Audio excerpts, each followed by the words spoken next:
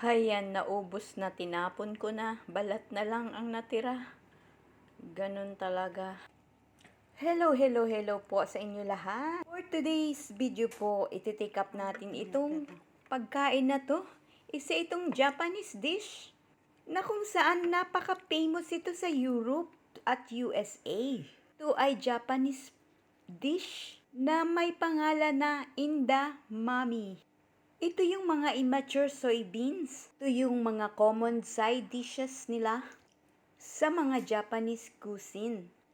Isa pa, appetizer to alcoholic beverages, lalo na sa mga beer.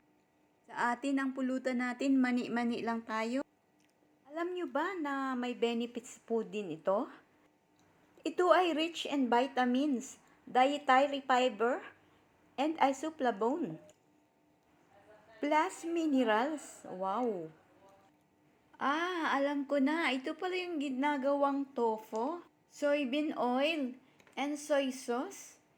Wow, ito pala yun. But in Asian country, kinakain nila ito traditionally.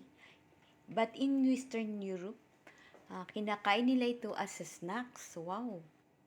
At maganda din ito sa mga nag-intermittent fasting. Wow. Hindi mahirap i-prepare ito.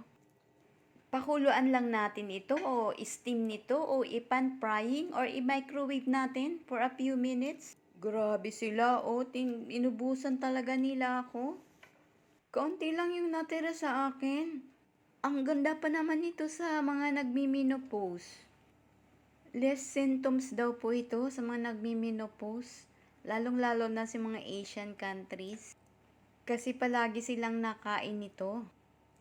May 8 health benefits ito, rich in vitamins and minerals. May lower cholesterol, promote healthy blood sugar regulation, high in protein, may reduce the risk of breast cancer in some populations, may reduce menopausal symptoms, may reduce the risk of prostate cancer. At ang pang-anim, may reduce bone loss. Ay, ganun ba? So, hindi tayo magkaka-osteoporosis nito. Hindi magiging brittle ang ating bone. Pag tayo ay tumanda, ayan, kakain ako palagi nito para pag tumanda ako, hindi ako kuluban. Tara, kain na tayo ng marami nito. Halina kayo, kain na tayo nito. Ang sarap niya.